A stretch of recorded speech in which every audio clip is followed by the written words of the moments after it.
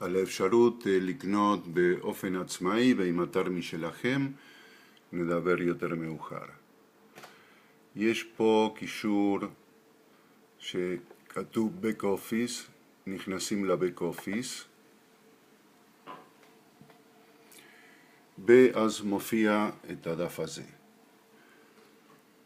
פה ממלאים Vidacel.net ופה 1, 2, 3, 4, 5, 6, 7, 8 ועושים לוגין.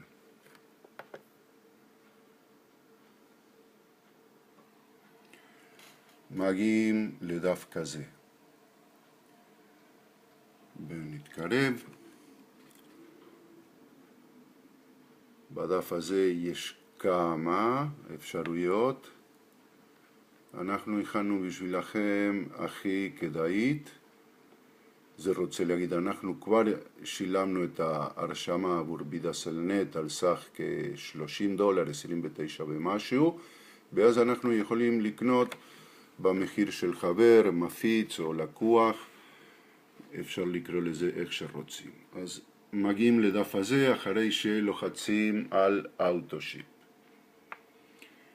אנחנו לוחצים עכשיו על Normally Monthly Autoship.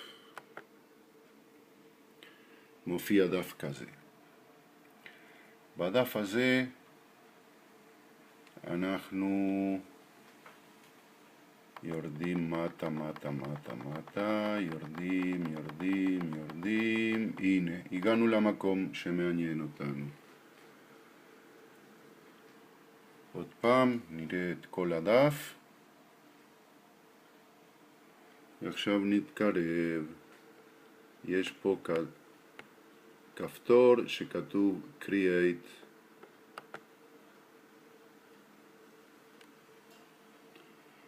מופיע דף כזה, איפה שאתם עלולים לשים את הפרטים שלכם.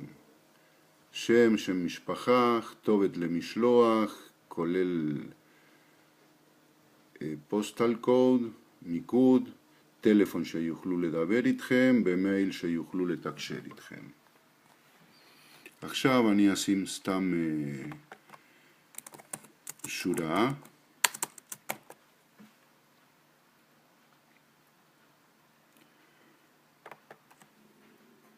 אשים קוד, מקווה שזה יעבור.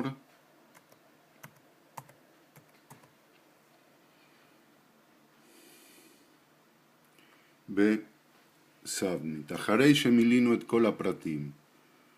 אוקיי, כתובת, מספיק לשים אחד. סיטי, אנחנו נשים חיפה. ונלחוץ על כפתור סאבמיט.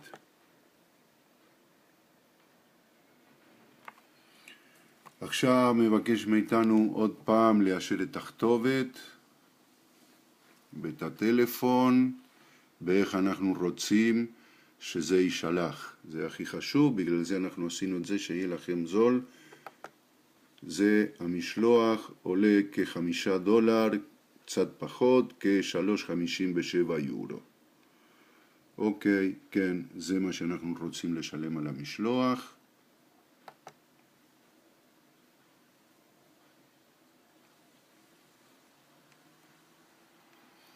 והנה, הגענו לפה, עוד דף, מה אנחנו הזמנו, Vidacel, 30 יחידות, כמות 1, קוד המוצר והמחיר, ביורו. אין לנו קוד לדיסקאונט, להנחה, אז אנחנו באים פה לשלם. מה אנחנו משלמים? עם כרטיס אשראי. ואז אנחנו סאבמיט, שולחים את המידע שאנחנו הולכים לשלם עם כרטיס אשראי. עכשיו בילינג אינפורמיישן זה המידע של החשבונית. אותם, זה אני משאיר את הפרטים של אחי.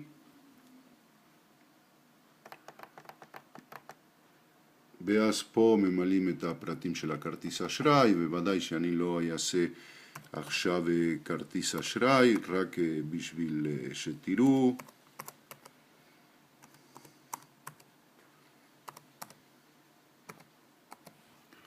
מספר כרטיס אשראי, תוקף,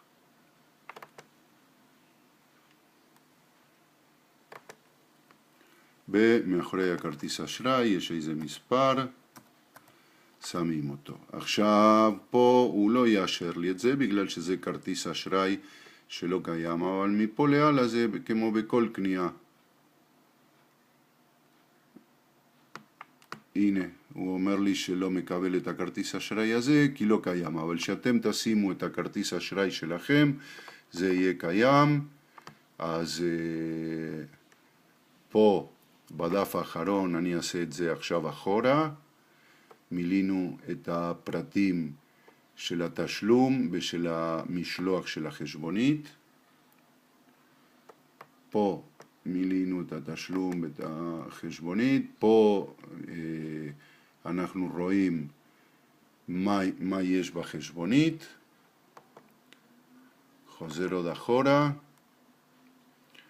פה מילינו את